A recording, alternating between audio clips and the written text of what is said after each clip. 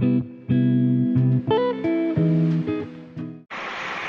guys, Assalamualaikum. Alhamdulillah, kita sudah pun memasuki bulan Ramadan. Sekarang ni adalah maghrib pertama lah, official lah 1 Ramadan. Sekarang ni saya tengah tunggu ayah saya balik sebab dia buat makanan. Nanti kita akan makan malam. Nanti kita akan pergi masjid lah, which is untuk perform solat Isyak and Tarawih.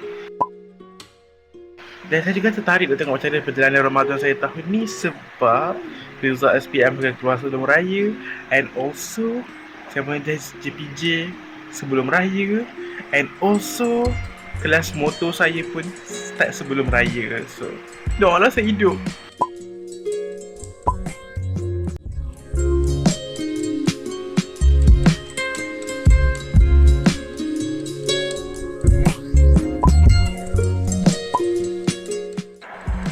Hai guys, Assalamualaikum.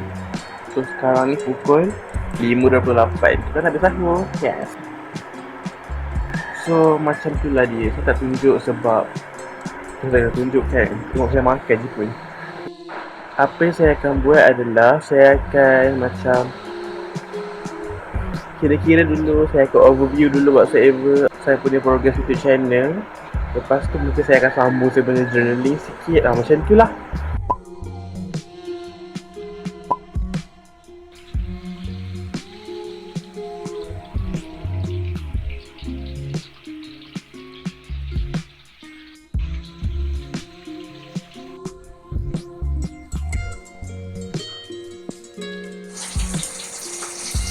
Oh my god.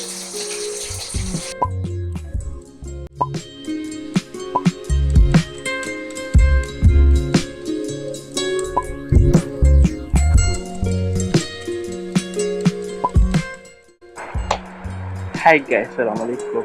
So saya percaya klip ni akan muncul dalam Ramadan punya vlog. Sebab macam saya kata, saya akan campur-campur mix and match dia. Saya akan merge apa-apa klip yang berkaitan. Of course ada different hari. So for today, kenapa dia special? Sebab hari ini sekolah adik saya dia ada buat macam buka puasa bersama-sama dengan keluarga macam tu. So kita akan pergi sekolah dia lah. So kita kena bersiap. I do not know if saya dah tunjuk ni kat korang ke tak. Tapi saya dapat minyak wangi baru. Ini adalah secret. Saya sebenarnya tunjuk. Saya yakin sebenarnya tunjuk. Pure seduction. Satu trik yang saya tak tahu lah ramai orang guna ke tak adalah bila spray kat sini, lepas tu gesture kat sini. Korang buat juga benda sama ke?